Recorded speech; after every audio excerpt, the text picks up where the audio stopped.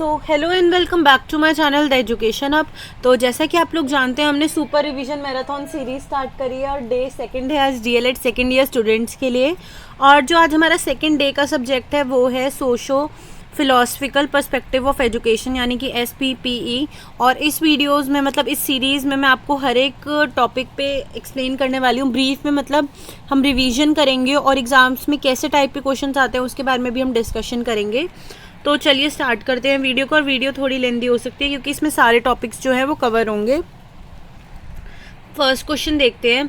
What do you mean by education, explain its broad and narrow concept, also explain dimensions of education. यानी इस question में हमसे बहुत सारे टॉपिक्स के बारे में इन्होंने पूछा हुआ है और ये क्वेश्चन 10 मार्क्स का आएगा। तो उससे पहले हमें ये देखना होगा कि इसकी वेटेज क्या होगी, यानी कौन से पार्ट को कितने मार्क्स की वेटेज मिलेगी। जैसे कि what do you mean by education, ये ऐसे देते हैं 6+4 या फिर 3+3+4 दे देंगे। तो हमें पहले ये देखना है कि कौन से पार्ट को कितनी वेटेज मिली होगी। तो सबसे पहला है what do you mean by education. अगर आपको जैसे एजुकेशन के बारे में जो डिफरेंट फिलोसफर्स थे उनकी डेफिनेशन याद है तो आप वो भी लिख सकते हैं, और नहीं याद तो आप बेसिक सिंपल सा ये तो आपको लिखना ही लिखना होगा कि एजुकेशन कहाँ से डिराइव हुआ है। सबसे पहला लैटिन वर्ड से डिराइव हुआ है जिसमें पहला होता है एड्यूकेयर और एड्यूसीर। एड्यूकेयर का मतलब होता है नरिश करना, लेकर आना, और एड्यूसीर का मतलब होता है लीड करना। पहले ही आपको ये सब एक्सप्लेन करना होगा और ये जो दो टर्म्स थी इनको एनालाइज करना है यानी इनका मतलब बताना है। फिर नेक्स्ट पार्ट में इन्होंने पूछा explain its broad and narrow concept, यानी कि सबसे पहले फिर आपको हेडिंग देनी है। उस सबसे मैं आपको स्टार्टिंग से वापस बताती हूँ। सबसे पहले आप हेडिंग देना एजुकेशन, फिर आप उसको अच्छे से एक्सप्लेन करना कि एजुकेशन क्या होता है। उसके बाद आपको एजुकेशन देनी होगी नैरो कॉन्सेप्ट।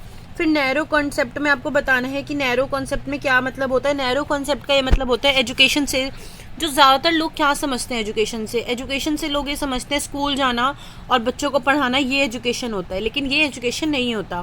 फिर आप सेकंड नंबर पे थर्ड हेडिंग डालना नैरो कॉन्सेप्ट ब्रॉडर कॉन्सेप्ट। फिर ब्रॉडर कॉन्सेप्ट में आपको बताना होगा कि जो एजुकेशन होती है जब चाइल्ड स्कूल में जाता है तब से शुरू नहीं होती, चाइल्ड के बर्थ से लेके जब तक उसकी लास्ट स्टेज आती है तब तक उसकी एजुकेशन जो है वो चलती रहेगी। ये होता है इसका ब्रॉड कॉन्सेप्ट। बच्चा कहीं भी अगर जाता है, वो स्कूल के अलावा अगर वो ग्राउंड में है अपने फ्रेंड्स के साथ है तब भी वो कुछ ना कुछ सीख रहा है, ठीक है। तो इसका ये मतलब है इसकी आपको ब्रॉड कॉन्सेप्ट बताना है और नैरो कॉन्सेप्ट बताना है। अब इसके बाद है also explain the dimensions of education. उससे पहले जो ब्रॉड कॉन्सेप्ट और नैरो कॉन्सेप्ट में है इसमें आपको सब कुछ बता देना, मतलब ये काफ़ी ज़्यादा कवर करना है क्योंकि इसकी मार्क्स की वेटेज ज़्यादा होगी, ठीक है। तो also explain the dimensions of education, यानी डायमेंशन 3 डायमेंशंस होते हैं एजुकेशन के, यानी 3 मेन पार्ट्स होते हैं एजुकेशन के। सबसे पहला होता है टीचर, फिर होता है लर्नर और फिर होता है करिकुलम। टीचर क्या होता है, टीचर का रोल जो होता है बहुत इंपॉर्टेंट रोल होता है। कभी कभी टीचर जो होती है वो प्राइमरी रोल प्ले करती है, कभी कभी टीचर जो होती है as a facilitator role play करती है। तो ये आपको टीचर के बारे में एक्सप्लेन करना है कि टीचर का क्या रोल है एजुकेशन में। फिर सेकंड में आता है लर्नर, और हमारी लर्नर सेंटर्ड एजुकेशन होनी चाहिए, मतलब बच्चे के इंटरेस्ट उसकी कैपेबिलिटीज़ को देखते हुए हमें सब कुछ करना चाहिए। और फिर आता है करिकुलम, यानी करिकुलम भी बहुत इंपॉर्टेंट पार्ट है, बहुत इंपॉर्टेंट डायमेंशन है एजुकेशन का, क्योंकि करिकुलम ही जो होता है वो ही चाइल्ड का बेस बनाएगा, ठीक है। तो करिकुलम में कुछ चीज़ें इंपॉर्टेंट हैं जैसे कि जो जिन चीज़ों का ध्यान रखना चाहिए वो है लाइवलीहुड, यानी कि जो एम है हमारी एजुकेशन का, जो हम बच्चों को एजुकेशन दे रहे हैं वो इसलिए दे रहे हैं ताकि वो एक अच्छी लाइफ जी सके। तो ये सोच के करिकुलम बनाना चाहिए, बच्चे की पर्सनालिटी डेवलपमेंट हो, माइंड डेवलप हो, फिजिकल डेवलपमेंट हो, मोरल डेवलपमेंट होनी चाहिए, सोशल और कल्चरल डेवलपमेंट होनी चाहिए, स्पिरिचुअल डेवलपमेंट होनी चाहिए बच्चों की। ये सब चीज़ों का हमें ध्यान देना है, ठीक है। Explain the concept of philosophy, rights, it's nature and scope. तो सबसे पहले ही बहुत इंपॉर्टेंट टॉपिक है, ये क्वेश्चन ज़्यादातर आता है। तो आपको पहले मीनिंग बताना है फिलॉसफी का, तो सबसे ऊपर आप हेडिंग दे सकते हैं meaning and concept of philosophy, और उसमें आप उसको एक्सप्लेन करेंगे। फिलॉसफी जो है वो 2 ग्रीक वर्ड से हमें मिला है, फिलॉस और सोफिया। फिलॉस का मतलब क्या होता है लव, और सोफिया का मतलब होता है विजडम। तो love for wisdom, love of wisdom, ये इसका मीनिंग होगा। फिर आपको इसको एक्सप्लेन करना है, ठीक है। फिर आप इंडियन कॉन्सेप्ट बता सकते हो कि according to Indian concept philosophy का क्या मतलब होता है। तो फिलॉसफी का ये मतलब होता है कि जो रियल ट्रूथ है, रियलिटी का हमें पता करना है, उसको हम रियलाइज़ करें कि आखिर सच क्या है, उसको बोलते हैं हम फिलॉसफी, ठीक है। और वेस्टर्न कॉन्सेप्ट के अकॉर्डिंग भी आपको बताना पड़ेगा कि वेस्टर्न कॉन्सेप्ट के अकॉर्डिंग फिलॉसफी का क्या मतलब होता है। ठीक है। और अब नेक्स्ट क्वेश्चन है, rights it's nature and scope. Nature क्या है फिलॉसफी का? लिविंग फोर्स है, यानी कि डायनामिक है, ये चेंज होती रहती है, इसे टाइम टू टाइम चेंज करना पड़ता है। ठीक है, पहले की सेंचुरी में कुछ अलग फिलॉसफीज काम आती थी, अब की सेंचुरी में कुछ अलग फिलॉसफी काम आती हैं, आगे आने वाले टाइम में कुछ अलग चीज़ें काम आएंगी। तो ये एक लिविंग फोर्स है। Philosophy as a way of life, जीवन जीने का तरीका, हम क्यों जी रहे हैं, कैसा है, वो हमें फिलॉसफी से पता चलता है। Philosophy in a search of truth, यानी अल्टीमेट ट्रुथ क्या है, मतलब जो भी हम देखते हैं उसके पीछे का ट्रुथ क्या है, ये हमें बताता है फिलॉसफी। अब देखिए स्कोप क्या है फिलॉसफी का। स्कोप, इसमें 3 चीज़ें आ जाती हैं, मेटाफिजिक्स, एपिस्टोमोलॉजी और एक्सियोलॉजी। इन पे मैं कोशिश करूँगी कि जल्दी से जल्दी सेपरेट वीडियो बना के डाल दूँ, आप वहाँ से उसको देख सकते हो। नेक्स्ट क्वेश्चन पे अगर हम जाते हैं तो नेक्स्ट क्वेश्चन है, comment on the statement philosophy and education are related to each other. अब हमें ये बताना है कि जो एजुकेशन और फिलॉसफी एक दूसरे से कैसे रिलेट करती है, यानी कि इसमें सिंपल सा रिलेशनशिप है। तो 3 तरीके से देखिए, फिलॉसफी और एजुकेशन इंटर रिलेटेड होती है। सबसे पहले आपको ये हेडिंग डालनी है कि जो फिलॉसफी और एजुकेशन है वो एक दूसरे पे डिपेंड होती है, इंटर रिलेटेड होती हैं। ठीक है, जैसे थ्योरी जो होती है उससे हमें, थ्योरी है जैसे कि हमारी एजुकेशन में थ्योरी होती है, थ्योरी को करने के लिए हमें प्रैक्टिस चाहिए और प्रैक्टिस को चाहिए थ्योरी, यानी ये दोनों आपस में कनेक्टेड होती हैं। सेकंड नंबर पे आता है philosophy is dependent on education. अब हम ये कैसे कह सकते हैं कि फिलॉसफी एजुकेशन पे कैसे डिपेंडेंट है। देखिए 3 पॉइंट्स आएंगे। सबसे आपको ऊपर हेडिंग डालनी पड़ेगी, relationship between philosophy and education. उसके बाद ये तीन पार्ट्स में डिवाइड होगा। सबसे पहला पार्ट मैंने आपको बताया, बोथ आर इंटर रिलेटेड। फिर सेकंड नंबर पे आएगा philosophy is dependent on education, और थर्ड नंबर पे आएगा education is dependent on philosophy. तो philosophy is dependent on education में क्या आएगा, एजुकेशन एक सोशल प्रोसेस है, ठीक है, और उसमें क्या होता है, फिलॉसफी डिपेंड करती है सोशल प्रोसेस के ऊपर।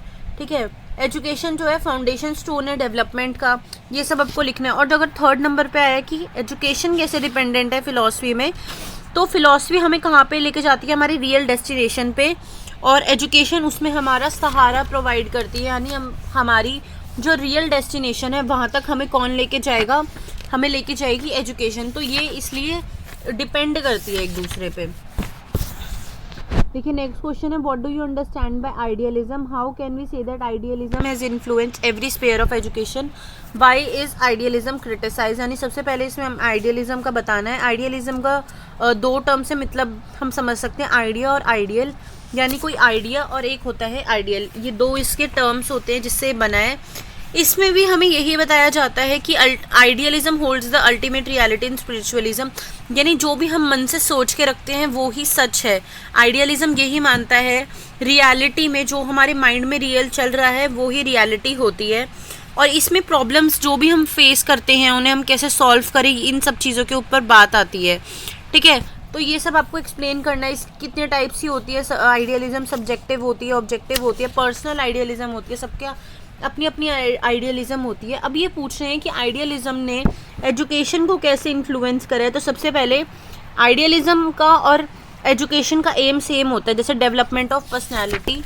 उसके बाद क्या होता है, यूनिवर्सल एजुकेशन, सबको एजुकेशन मिले, सेल्फ रियलाइजेशन हो पाए, विल पावर्स डेवलप हो पाए। ये सब जो है मैंने अभी थोड़े ही बताए हैं, बहुत सारे आप बुक में से रीड कर सकते हो, मैं बस बेसिक आइडिया दे रही हूँ। तो ये सब जो है इनके एम्स हैं वो सेम एम है, फिजिकल हेल्थ डेवलप हो, इकोनॉमिक फ्रीडम मिले, बच्चों को नॉलेज मिले, बच्चे ब्यूटी को जान पाए, ब्यूटी मतलब सुंदरता नहीं, ब्यूटी मतलब नेचर को समझ पाए, बच्चे का कैरेक्टर बिल्डिंग हो, वर्शिप करना आना चाहिए बच्चों को।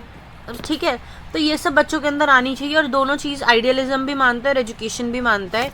अब देखिए वाई इज आइडियलिज्म क्रिटिसाइज, यानी आइडियलिज्म की क्रिटिसिज्म क्या है, मतलब उस पर भी बुरा क्यों कहा गया है आइडियलिज्म को। ठीक है, क्योंकि ये बस जर्नल एम्स मानता है, ये स्पेसिफिक एम्स को नहीं मानता, और ये वैल्यूज़ वगैरह को ज़्यादा प्रैक्टिकल चीज़ों को थोड़ा कम इम्पॉर्टेंस देते हैं।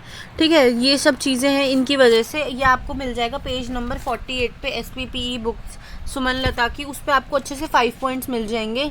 ठीक है, और आइडियलिज्म का सबसे मेन क्या है क्रिटिसिज्म, कि इसमें बच्चों को डिपेंड होना पड़ता है टीचर पे, क्योंकि वही उन्हें रास्ता दिखाएंगी, जो कि गलत है। बच्चे एक्टिव एक्सप्लोरर्स होते हैं और बच्चों को डिपेंडेंट नहीं बताना चाहिए। ठीक है, फिर है नेचुरलिज्म।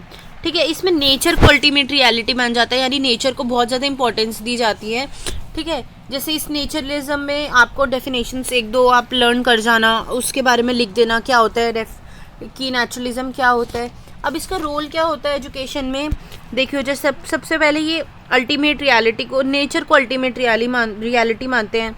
ये बुकिश नॉलेज के बहुत ज़्यादा अपोजिट होते हैं, यानी बुकिश नॉलेज को ये इम्पोर्टेंस नहीं देते, ठीक है। और वो बच्चों की फ्रीडम पे फोकस करते हैं, बच्चों की जो सेंसेस होती हैं, 6 सेंसेस, उनको ट्रेन करना चाहते हैं। Material world is the real world, यानी जो मटेरियल हमें दिख रहे हैं वो ही रियल है। इसमें चाइल्ड सेंटर एजुकेशन पे फोकस किया जाता है, ठीक है। तो ये रोल है एजुकेशन का नेचुरलिज्म में। Explain about the aims and different forms of naturalism. Aim क्या होता है, बच्चों की इंडिविजुअलिटी, यानी अकेला बच्चा है उसकी इंडिविजुअलिटी इम्प्रूव हो, बच्चा अपने आप को एक्सप्रेस कर पाए, ठीक है, एडजस्ट करना सीखे, बच्चा अपने फ्री टाइम को इन्जॉय करना सीखे, ये सब इसके एम है। अब नेचुरलिज्म के डिफरेंट फॉर्म्स इन्होंने हमसे पूछे हैं,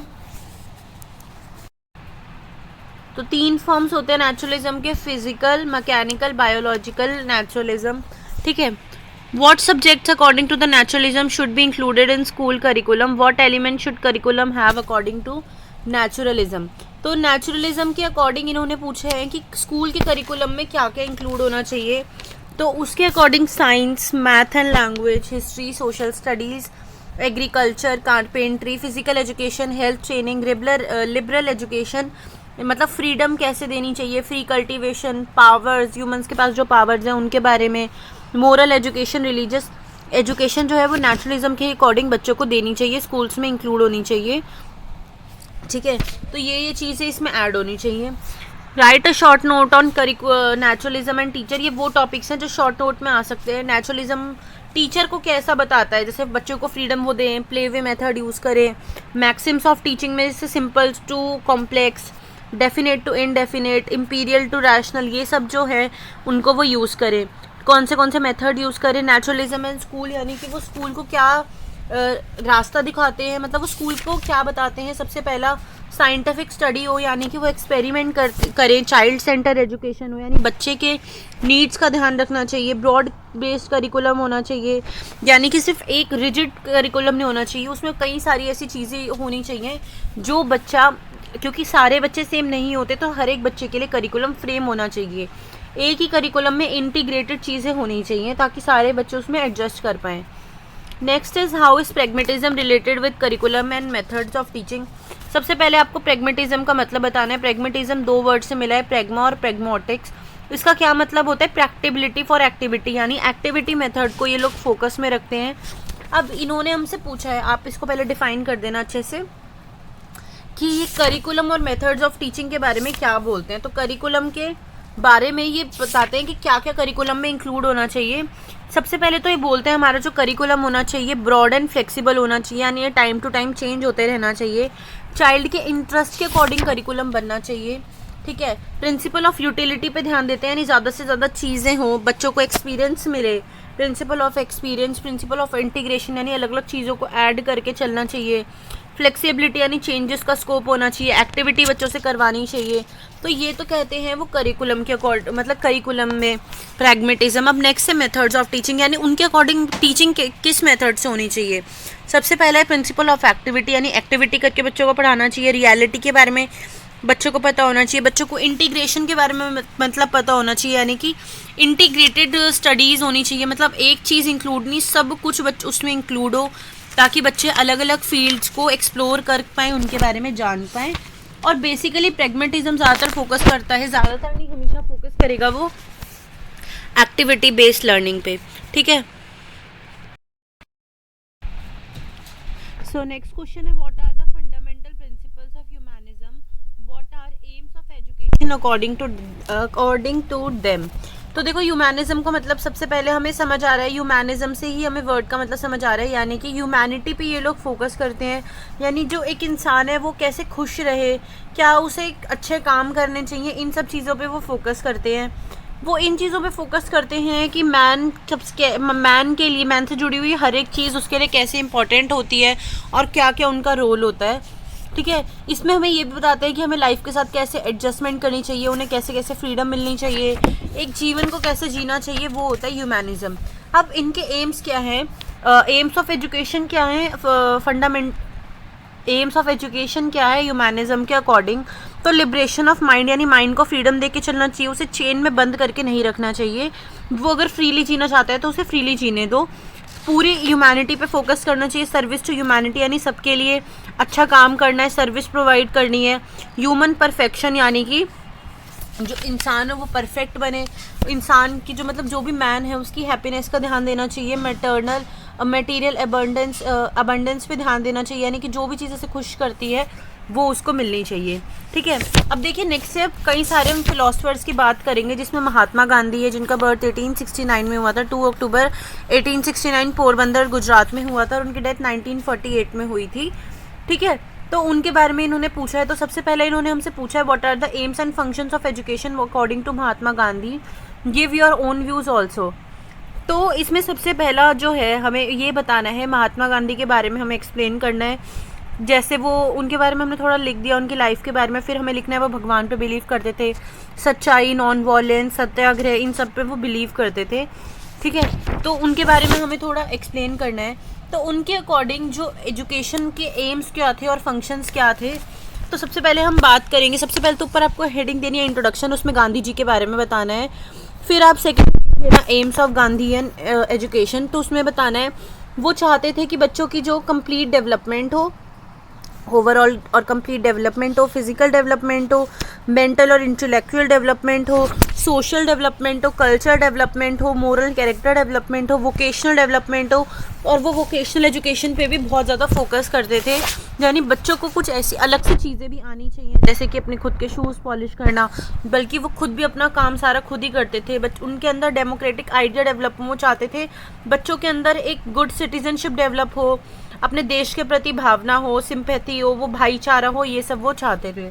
ठीक है, तो उनके अकॉर्डिंग एम जो था एजुकेशन के, ये सब एम्स थे।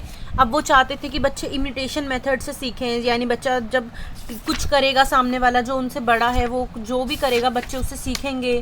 ठीक है, तो इमिटेशन मेथड से सीखते हैं, क्राफ्टिंग से सीखते हैं, यानी उन्हें क्राफ्ट करने देना चाहिए, एक्टिविटी मेथड से बच्चे को सीखना चाहिए। तो ये सब हमें लिखना होगा।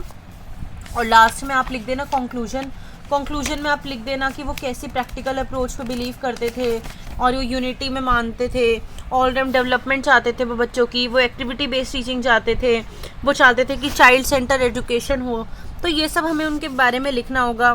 ठीक है, और वो प्रैक्टिकल थे, बहुत ज़्यादा प्रैक्टिकल अप्रोच थी उनकी, वो प्रोग्रेस चाहते थे बच्चों का, उनकी बहुत ज़्यादा स्ट्रॉन्ग, मतलब उनकी ना बहुत ज़्यादा कम क्रिटिसिज्म में ज़्यादा, ऑलमोस्ट अगर हम देखें 95% उनकी जो चीज़ें थी, उनकी जो बातें थी, उनकी तारीफ़ ही हुई है और वो प्रैक्टिकली ट्रू भी मानी गई है। मतलब जैसे जैसे उन्होंने बोला था कि ऐसे बच्चों को पढ़ाना चाहिए, वो ट्रू भी माना जा रहा है। ठीक है, नेक्स्ट है what is the main contribution of Tagore to Indian constitution, यानी रविंद्रनाथ टैगोर के बारे में बताना है कि उनका बर्थ कब हुआ था, 6 मई 1861 में बंगाल में हुआ था। वो बहुत ज़्यादा रिच और रिस्पेक्टेड फैमिली में से थे। अब उनके बारे में थोड़ा बेसिक इंट्रोडक्शन देके अब उसको आपको ये बताना है कि उनका क्या कॉन्ट्रीब्यूशन है इंडियन कॉन्स्टिट्यूशन में। एक यहाँ पे मिस टाइप हो गया, कॉन्स्टिट्यूशन नहीं है, एजुकेशन है। तो सबसे पहले उन्होंने टैगोर्स कंट्रीब्यूशन टू एजुकेशन वाला टॉपिक है ये। सबसे पहले उन्होंने एजुकेशन का मीनिंग बताया कि बच्चों की जो पर्सनालिटी है वो डेवलप होना चाहिए, ये मतलब है एजुकेशन का। ये रविंद्रनाथ टैगोर ने ही बताया है। उनके अकॉर्डिंग एम क्या है एजुकेशन का, फिजिकल डेवलपमेंट हो, बच्चों की इंटेलेक्चुअल डेवलपमेंट हो, बच्चे इन्वायरमेंट के साथ एकता बनाए रखे, हारमोनी बनाए रखे, बच्चों की इंटीग्रल डेवलपमेंट हो, वो जीवन जीना सीखे, यानी अर्निंग लाइवलीहुड हो, बच्चों को पैसे कमाने आना चाहिए, वो अकेले रहना सीखे, अपना खाना खुद कमाना सीखे, ब्रेड अर्न करना सीखे अपना। ठीक है, उनकी इंटरनेशनल अंडरस्टैंडिंग हो, यानी बाहर के अकॉर्डिंग, बाहर किससे कैसे रिलेशन बनाने हैं ये भी बच्चों को आना चाहिए। तो उनके अकॉर्डिंग ये था, मतलब उन्होंने ये सारे आइडियाज़ दिए और इनको हम इंडियन एजुकेशन में यूज़ भी करते हैं। ठीक है, देखिए गीजू भाई बघेला के बारे में नेक्स्ट क्वेश्चन है, state the life and work of Giju Bhai, what is his contribution in the fields of education of the child. यानी गीजू भाई बघेला जो थे ठीक है, वो बॉर्न हुए थे 15 नवंबर 1985 में गुजरात में। ठीक है, गुजराती थे वो, और वो ये चाहते थे कि बच्चों के लिए जो प्लेजर है, heaven is in the pleasure and happiness of the child, यानी हमें खुशी तब मिलती है जब बच्चे खुश हों, बच्चों की हेल्थ ठीक हो। असली सॉन्ग क्या, असली सॉन्ग है जब बच्चे बातें करते हैं, वो सॉन्ग है। उनका इनोसेंस बच्चों की बहुत इंपॉर्टेंट है। उन्होंने बाल मंदिर भी खोले थे बच्चों के लिए, जिसमें बच्चे पढ़ें। ठीक है, तो उनकी कंट्रीब्यूशन क्या क्या थी, लाइफ बताना है। और उनकी एजुकेशन में क्या कंट्रीब्यूशन थी, सबसे पहले वो ये बोलते थे कि चाइल्ड सेंटर एजुकेशन हो, चाइल्ड को बेस लेके चढ़ना है, हमें बच्चों को समझना है, यानी सारी जो चीज़ें थी वो चाइल्ड के अकॉर्डिंग घूमेगी। टीचर जो होगी वो गाइड का रोल प्ले करेगी, यानी बच्चों को टाइम टू टाइम गाइड करेगी कि आपको ऐसे काम नहीं करना, वैसे काम करना है। और वो उन्हें आइडिया देगी, सिर्फ सारा कुछ ये नहीं बताएगी कि क्वेश्चन लिखा और आंसर बता दिया, ऐसा नहीं है। बच्चों को वो खुद एक्सप्लोर करने का मौका देंगी। प्रैक्टिकल हमें बच्चों को एक्सपीरियंस देना चाहिए। लर्निंग बाय डूइंग पे फोकस करना चाहिए। ये सब उन्होंने बताया था गिजूभाई बघेला ने। ठीक है, discuss the main contribution of Froebel to educational thought and practices. इन्होंने किंडरगार्टन का सिस्टम खोला था। किंडरगार्टन जो स्कूल से वो इन्हीं की वजह से खुले थे, और इनका बर्थ हुआ था 21 अप्रैल 1783 में। ठीक है, तो इनका क्या कंट्रीब्यूशन है, सबसे पहले उन्होंने कॉन्सेप्ट ऑफ एजुकेशन में दिया था कि बच्चों को किंडरगार्टन स्कूल्स होने चाहिए। उसमें बच्चे कैसे उठना है, कैसे बैठना है, खुद एक्सप्लोर करेंगे। ठीक है, ऑलराउंड डेवलपमेंट हो बच्चों की। स्पिरिचुअल यूनियन ऑफ गॉड, यानी उसमें भगवान से उन्हें जोड़ना है, नेचर से बच्चों को जोड़ना है। बच्चे अपने आसपास का जो इन्वायरमेंट है उसको समझे। ठीक है, और एक्टिविटी मेथड से बच्चों को पढ़ाना चाहिए, फ्रीडम देनी चाहिए बच्चों को सोशल पार्टिसिपेशन करानी चाहिए, यानी बच्चों को एक साथ खेलने का मौका देना चाहिए बच्चों की, ताकि ऑलराउंड पर्सनालिटी डेवलपमेंट हो। बच्चे खेल के सीखे, लर्निंग बाय प्लेइंग करें बच्चे। ठीक है, ये सब जो था उनका कंट्रीब्यूशन था एजुकेशनल थॉट एंड प्रैक्टिसेस में। नेक्स्ट क्वेश्चन है हमारा मॉन्टेसरी पे, मारिया मॉन्टेसरी पे हमारा नेक्स्ट क्वेश्चन है। Discuss the practical working and limitation of Maria Montessori method, also compare and contrast educational system propounded bye Maria Montessori and Froebel. So next question है, discuss the practical working and limitations of Montessori method and also compare and contrast the educational system propounded by Maria Montessori and Froebel। तो सबसे पहले इन्होंने Maria Montessori के बारे में पूछा, जो इटालियन डॉक्टर थी, 1870 में इनका बर्थ हुआ था। वो हमें थोड़ा उनके बारे में बेसिक इंट्रोडक्शन देना है, फिर उनके बुक्स भी बता सकते हैं, अगर आपको नाम याद है तो बुक्स बता सकते हैं। फिर ये बताना है कि उनकी प्रैक्टिकल वर्किंग कैसे थी, तो प्रिंसिपल्स के बारे में बताना है। बेसिकली प्रिंसिपल्स आप बता दो कि वो चाहती थी कि बच्चों की ओवरऑल डेवलपमेंट हो, बच्चा अपने आप को अलग से पहचाने। हर एक बच्चा इंडिविजुअल है, उन पे हमें इंडिविजुअली ध्यान देना चाहिए। सब बच्चों को फ्रीडम मिलनी चाहिए। प्रिंसिपल ऑफ सेल्फ एजुकेशन, यानी बच्चा खुद के लिए तरीका ढूंढे कि वो कैसे अच्छे से पढ़ सकता है। मसल ट्रेनिंग हो।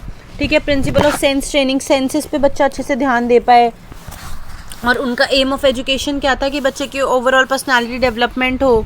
साइकोलॉजी में बच्चा अच्छा कर पाए, क्योंकि साइकोलॉजी ही हमें अल्टीमेट ट्रुथ तक लेके जाएगी। डेली लाइफ एक्सपीरियंस वो अच्छे से कर पाए, प्रैक्टिकल नॉलेज हो, उसकी सेंस ट्रेनिंग हो। ठीक है, तो और वो ये क्या बताते हैं, लिमिटेशंस पूछ रहे हैं ये साथ साथ में हमारे से कि मारिया मोंटेसरी की लिमिटेशंस क्या थी। तो इनकी लिमिटेशन थी सबसे पहले लैक ऑफ कोरिलेशन, यानी कि सब्जेक्ट को आपस में रिलेट नहीं कर पाई थी। सेकेंड है ज़्यादातर फिज़िकल इम्पोर्टेंस को ध्यान देती हैं, फिज़िकल डेवलपमेंट पे ध्यान देती हैं। फिर ये प्ले पे ध्यान नहीं देती, प्ले एक्टिविटीज़ पे ध्यान नहीं देती। ये सोशल एक्टिविटीज़ पे भी कम ध्यान देती हैं। पोएट्री, लिटरेचर, इन सब पे उनका कोई रोल नहीं है, यानी कि वो इम्पोर्टेंस नहीं बताती लिटरेचर की, पोएट्री की।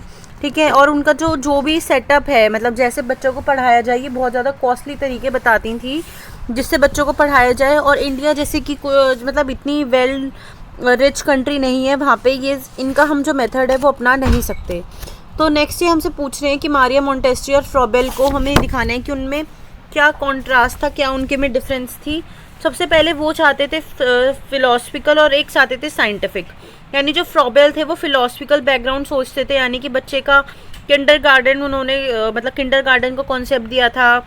और वो ये मानते थे कि कंट्रोल जो भी हमें कर रहा है वो गॉड है और वही उनका यूनिवर्स है और वो ही कंट्रोल कर रहे हैं। जबकि मारिया मोंटेसरी चाहती थी कि साइंस है सब चीज़ों के पीछे और गॉड जैसी चीज़ एग्जिस्ट नहीं करती, वो ये मानती थी।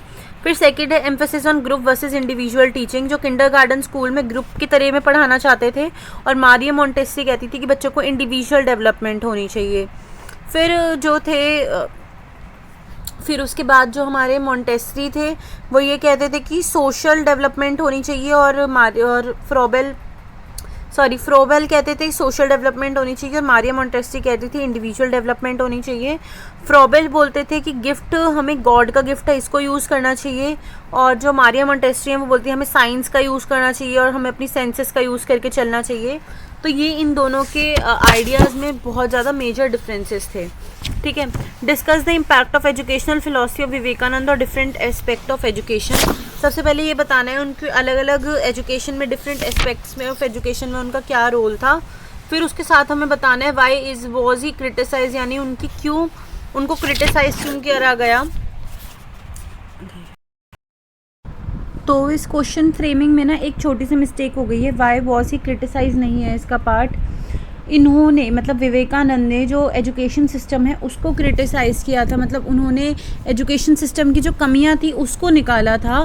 तो वो बताना है कि एजुकेशन सिस्टम में उन्हें क्या कमी लगी। जैसे वो प्लेस ऑफ द चाइल्ड को बताते हैं, विवेकानंद ये बोलते हैं कि चाइल्ड सेंटर्ड एजुकेशन होना चाहिए, teacher centre, school centre, subject centre, ऐसा कुछ नहीं होना चाहिए।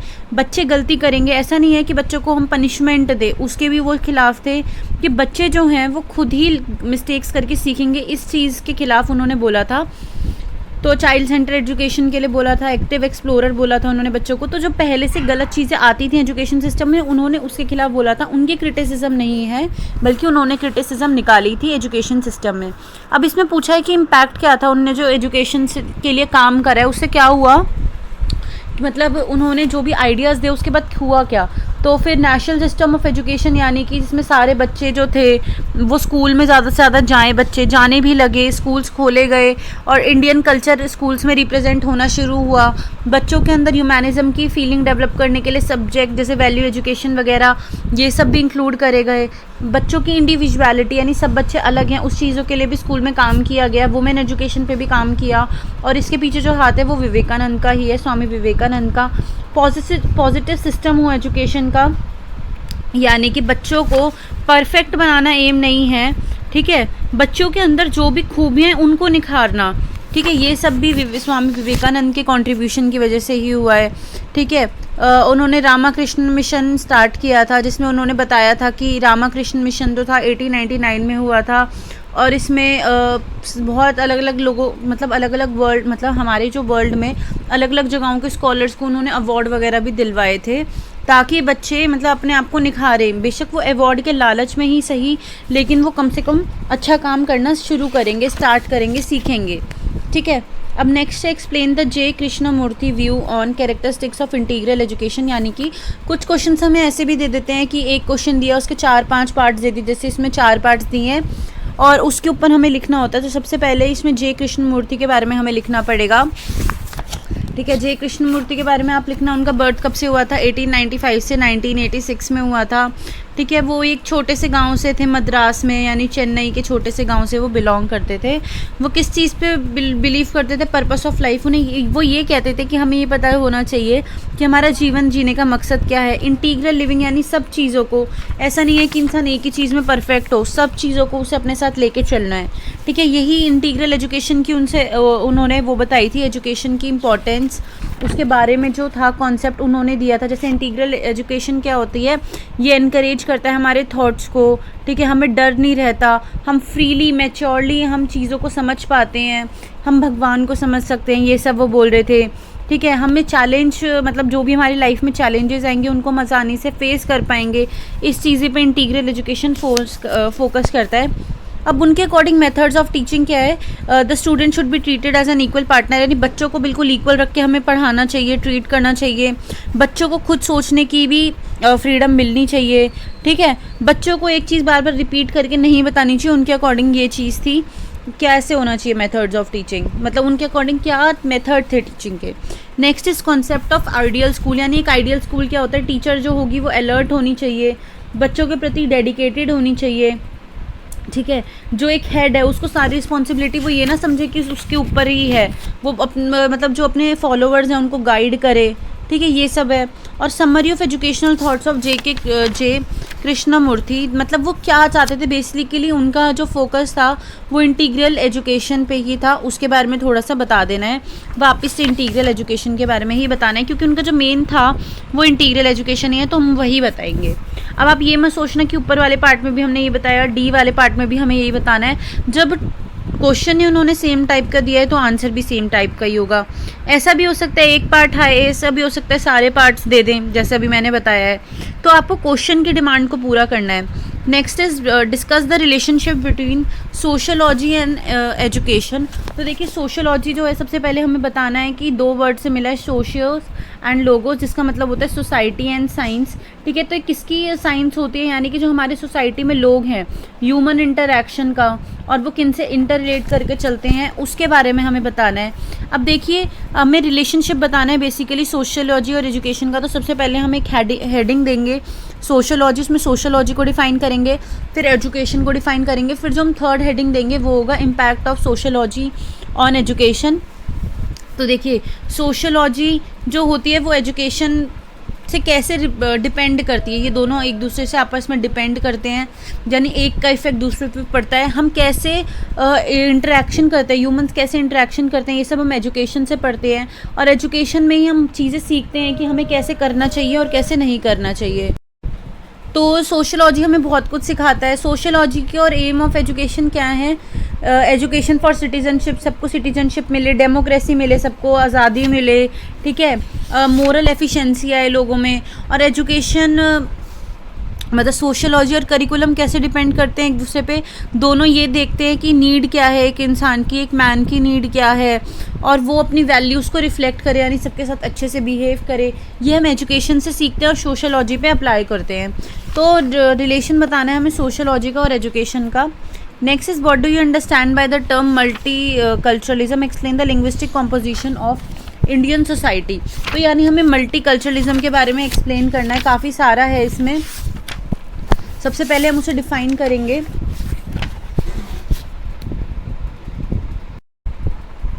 यानी हम अगर पहले क्वेश्चन में से अगर देखिए मल्टी और कल्चरलिज्म, मल्टी मतलब होते हैं कई सारे, और कल्चर आपको पता ही होगा, कई सारे रिलीजन, कई सारे कल्चर, तो वो सब कैसे रहते हैं एक ही साथ मिलके, क्या उसके बेनिफिट्स हैं, क्या उसके डिसएडवांटेजेस हैं, आपको वो बताना है।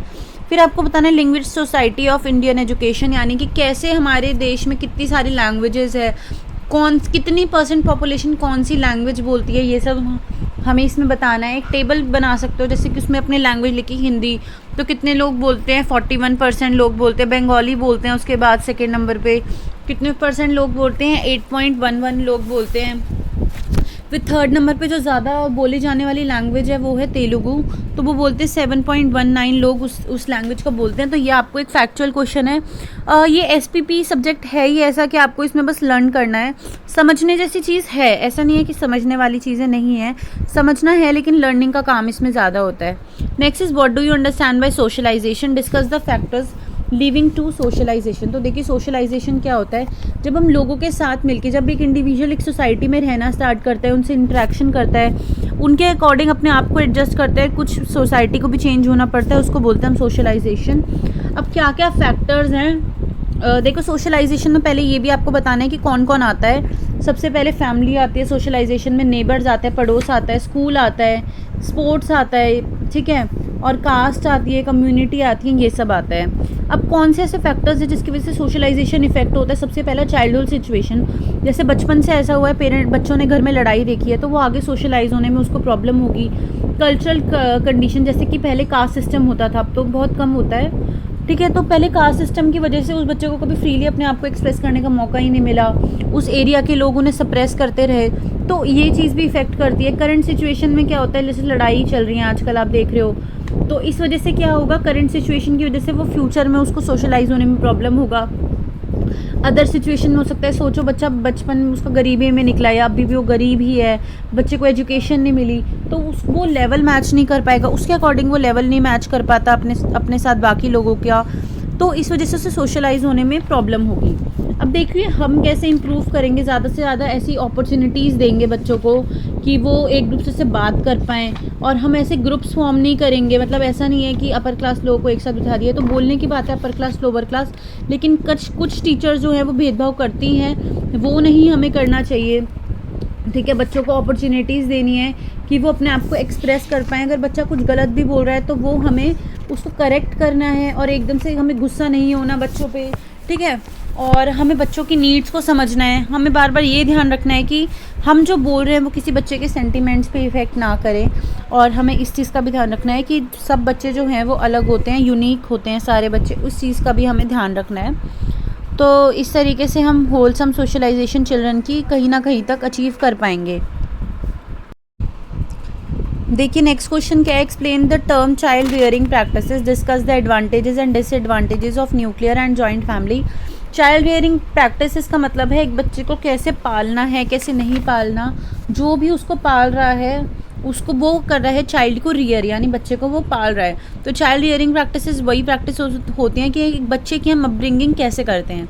तो आगे इसमें क्वेश्चन में है discuss the advantages and disadvantages of nuclear and joint family, यानी बच्चा जैसे पलता है उस चीज़ का इफेक्ट जो होता है बहुत ज़्यादा उसके फ्यूचर पर पड़ता है। ठीक है, तो अब अगर एक बच्चा न्यूक्लियर फैमिली में रह रहा है, न्यूक्लियर मतलब जिसमें पेरेंट्स और बच्चे रहते हैं, तो उसकी क्या एडवांटेजेस होगी और डिसएडवांटेजेस होगी ये बताना है। फिर जॉइंट फैमिली में रहने वाला बच्चा जिसमें सारी फैमिली रहती है, उसके पैटर्नल अंकल आंट रह सकते हैं। पैटर्नल अंकल आंट में चाचा चाची, ताई ताऊ, उनके बच्चे मतलब कज़न्स आएंगे, दादा दादी आएंगे, ये सब लोग कैसे रहते हैं, उसकी एडवांटेजेस और डिसएडवांटेजेस क्या होगी वो हमें बतानी है। और इसके अलावा क्वेश्चन आ सकता है कि जो ऑर्फन बच्चे होते हैं, जो अनाथ बच्चे होते हैं, उनको क्या प्रॉब्लम फेस करने को मिलती है, सिंगल पेरेंट को क्या प्रॉब्लम फेस करनी पड़ती है, बच्चे को क्या प्रॉब्लम फेस करनी पड़ती है। अगर सिंगल पेरेंट होता है तो उसमें बच्चे को क्या क्या प्रॉब्लम फेस करनी पड़ती है और पेरेंट को क्या क्या फेस करनी पड़ती है। ऐसे बच्चे का ही नहीं आ सकता, पेरेंट का भी आ सकता है कि एक सिंगल पेरेंट में बच्चा क्या प्रॉब्लम फेस करता है और पेरेंट क्या प्रॉब्लम फेस करता है। ऐसी ऑर्फन में भी आ सकता है कि अगर एक बच्चा ऑर्फन है, ऑर्फन होता है अनाथ, तो अगर वो बच्चा अनाथ है तो उसको क्या क्या प्रॉब्लम फेस करने को आ सकती है। तो सिर्फ लिमिट तक ही, बच्चे तक ही लिमिट नहीं होती, पेरेंट्स की भी बात आती है क्योंकि वही उसको रियर करते हैं। Next is what do you understand bye values, discuss the kind of educational values. यानी वैल्यूज़ क्या होता है, वैल्यूज़ होता है जो एम है ह्यूमन लाइफ का। जैसे कि कोई बच्चा चाहता है कि मुझे भलाई का काम करना है, तो वो उसकी वैल्यू है, वो उसकी समझ है। ठीक है, तो ये वैल्यू का कॉन्सेप्ट है। बहुत सारे लोगों ने, मतलब अलग अलग लोगों ने इसको डिफ़ाइन भी करा है, एक दो आप लर्न भी करके जा सकते हैं। ठीक है, जो भी हम, जैसे एक साइकोलॉजिकल मीनिंग क्या है वैल्यू का, कि कोई भी जब मतलब जो भी हमारी डिज़ायर को फुलफ़िल करे, यानी कि जैसे हमें लड़ना पसंद है तो यानी वो हमारी वैल्यूज़ है कि हमें लड़ना आता है। अगर हमें चैरिटी का काम करने का मन करता है, मतलब लोगों के लिए काम करने का मन करता है, तो वो हमारी वैल्यूज़ है। ठीक है, बायोलॉजिकल मीनिंग क्या है कि अगर हमारे को सेटिस्फैक्शन जो इस काम से मिलती है। एथिकल मीनिंग क्या है, जो सोल को अच्छा लगना चाहिए, मतलब ये हमारी जो सोल को खुश करे वो वैल्यूज़ होती है। तो अलग अलग लोगों की अलग अलग थिंकिंग के अकॉर्डिंग अलग अलग डेफिनेशंस हैं। Discuss the kind of educational values, यानी एजुकेशनल वैल्यूज़ के काइंड बताने हैं। जैसे सोशल वैल्यूज़ हो गए, ठीक है, इसमें मोरल वैल्यूज़ हो गए, इन सब के काइंड्स बताते हैं। जैसे consideration, passion, good manners, kindness, ये सब जो होते हैं पार्ट्स हैं वैल्यूज़ के, मतलब एजुकेशनल वैल्यूज़ के। इसके साथ में आप वो भी बता सकते हैं अपने क्वेश्चन को मतलब एक्सटेंड करने के लिए, क्योंकि ज़्यादा ही लिखना होता है। जितना ज़्यादा लिखोगे उतने ज़्यादा ही मार्क्स मिलेंगे। ये सिर्फ बोलने की बात होती है कि टू द पॉइंट लिखना है, लेकिन जितनी ज़्यादा लेंथी आंसर होगा उतने मार्क्स आपको मिल जाएंगे आराम से।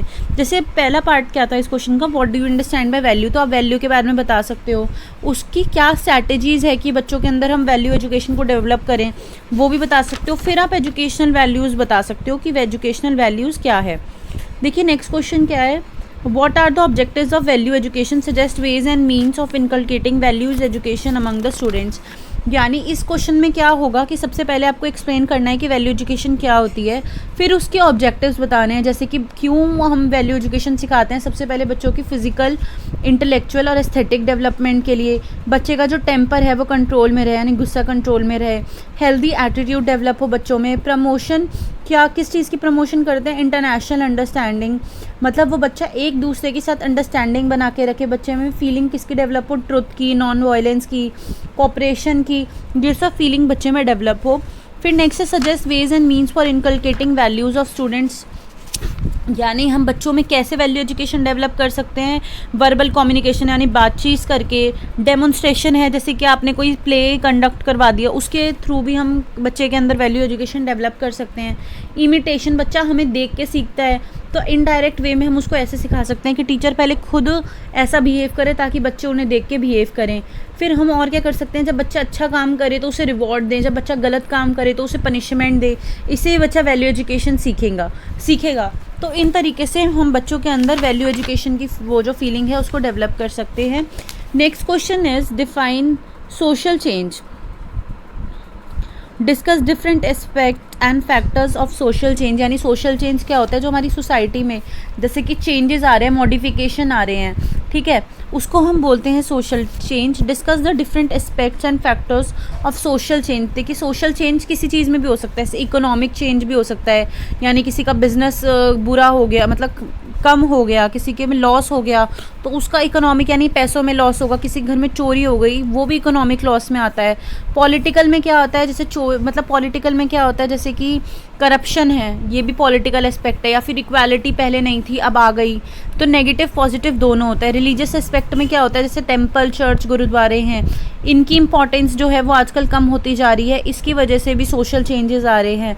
मोरल एस्पेक्ट क्या होता है, बच्चों के अंदर को एजुकेशन की भावना जो है वो डेवलप जितनी ज़्यादा होगी उतनी ज़्यादा सोशल चेंजेस पॉजिटिव वे में होंगे, तो ये बताना है। उसके बाद हमें बताना है कि कौन से ऐसे फीचर्स हैं जो सोशल चेंज को इफ़ेक्ट करते हैं। जैसे सबसे पहला यूनिवर्सलाइजेशन, यूनिवर्सलिटी, यानी कि ये जो सोशल चेंज है सबके लिए होता है, ऐसा नहीं है कि सिर्फ एक सिंगल लोग इफ़ेक्ट होगा, कम्युनिटी पूरी इफेक्ट होती है, इसमें वेरिएशन होती है, मतलब कई सारी वैरायटीज़ होती है, सिर्फ एक टाइप का सोशल चेंज नहीं होता, या फिर सिर्फ एक जने की वजह से सोशल चेंज नहीं हो सकते, ठीक है। कभी कभी सोशल चेंज जो होते हैं वो प्लान्ड होते हैं, कभी कभी जो सोशल चेंज होते हैं वो अनप्लान्ड होते हैं, यानी हमारी अपनी मर्जी से नहीं होता।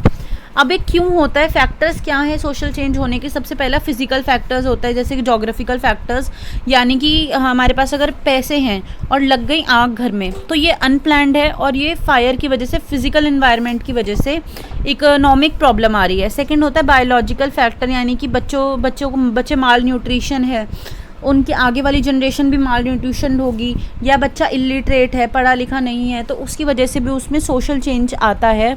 तो ये फैक्टर हो गया बायोलॉजिकल फैक्टर। थर्ड है टेक्नोलॉजिकल फैक्टर्स, यानी मशीन्स वगैरह की वजह से जो फैक्टर्स आते हैं वो होते हैं टेक्नोलॉजिकल फैक्टर्स।